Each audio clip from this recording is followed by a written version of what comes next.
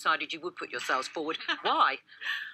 For me, it was about education. I'm a teacher in my background and got really passionate about trying to change the education system. I realised quite early on that if I'm going to do that, it's better to be in government and make that case.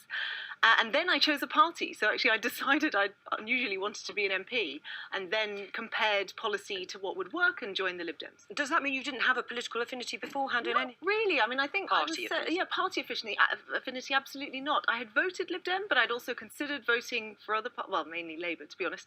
My dad would have killed me if I'd voted Tory. But I know I hadn't really had a strong party affiliation. It came later. Right, well, that is quite interesting because usually there is some sort of party affinity. Did you and have you always been a Conservative? Yes, which unusually I grew up in Knowsley in Merseyside and there are not many Conservatives there, so I really had to think about it. So I wouldn't describe myself as political, but to come out with a different answer than most of those people around you, you've obviously had to think about it.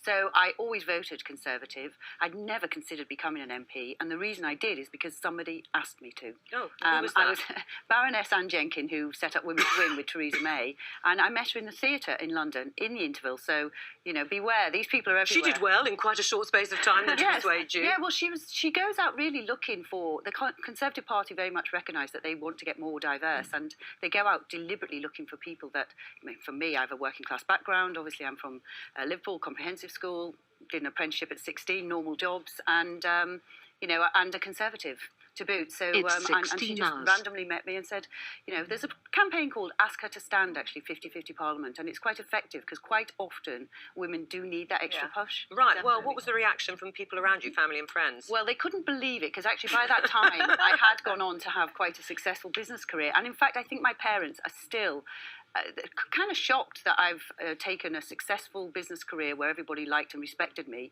to swap it for something where now suddenly people think I'm, you know, the enemy who's come in it for self-serving purposes and is suddenly earning, you know, way times more than I ever could in any other profession. So, you know, you don't actually get that well regarded, and that's possibly part of what puts people off. And on that, I mean, I wasn't that surprised by the figures, actually. 1 in 10. I mean, did it surprise you? Did you really think there were so many more people burning I was actually thinking 1 in 10, that's a large number of people. Where are they? Yeah. And I would encourage them all to consider it because, you know, now that I'm in, and I still pinch myself that I'm there, I really do.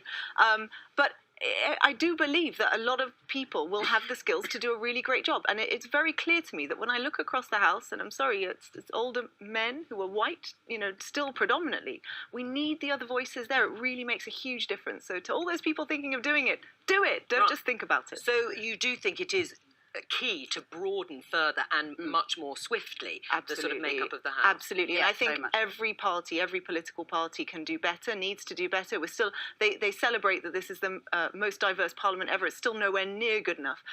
But we need to go out there and ask people to do it. I think they need encouragement to realise that, yes, you can. You've got the skills. You're going to be great. Please come along and do it. What put you off? I mean, I know you said you were persuaded by Anne Jenkin, but what were some of the things that might have put you off actually going for it in the end? You do have to put yourself through the ropes a bit to get there. So I stood in Merseyside. I actually stood where I'm from. So, you know, going around the streets of St Helens South and Wiston with a blue rosette on it, you know whether you want to do it afterwards. And it really does allow you to test your, you know, resilience. Your resilience, yes, and also whether you're used to that, because people, you know, are quite abusive sometimes. However, the vast majority of people really aren't. Most people are actually apolitical in some ways. You know, they kind of not really that political. So they're floating voters in that sense. Well, I wouldn't know whether they're floating voters so much in that area, but they're certainly, they're not really, politics is not at the front of their mind, for sure. Has it been what you've expected? Well, it's an interesting question because, I mean, my seat was so marginal and so far off being won, even at the last election. I wasn't sure about it. Oxford, Western, Abingdon, we were 9,500 behind and I won by 800-ish. So, you know, it's very close. But it's been extraordinary. What I think I've found is it's so worth being here. You know, you can raise big issues. There are often things that you're saying that no one else is saying, and it can sometimes move things slowly, nudging in the right direction. So those cynics out there who say there's no point in being here, actually, I completely disagree. It is worth being here. So, I mean, 2017, because it was a surprise election, has heralded in, a different House of Commons, which I know every election does, but even more so, perhaps, because people were rushed into standing for office. Yes, and not always with happy outcomes. I mean, we've got 2 success stories here, but sometimes it meant that candidates came in who hadn't properly been vetted. We know about the Jared O'Mara case, and we have Ben Bradley making remarks on the Tory side about vasectomies, etc., which perhaps he would have, if he'd had to go around a few estates like you did beforehand, maybe that would have wouldn't have been his first thought. One thing I think is interesting is your experience as a teacher.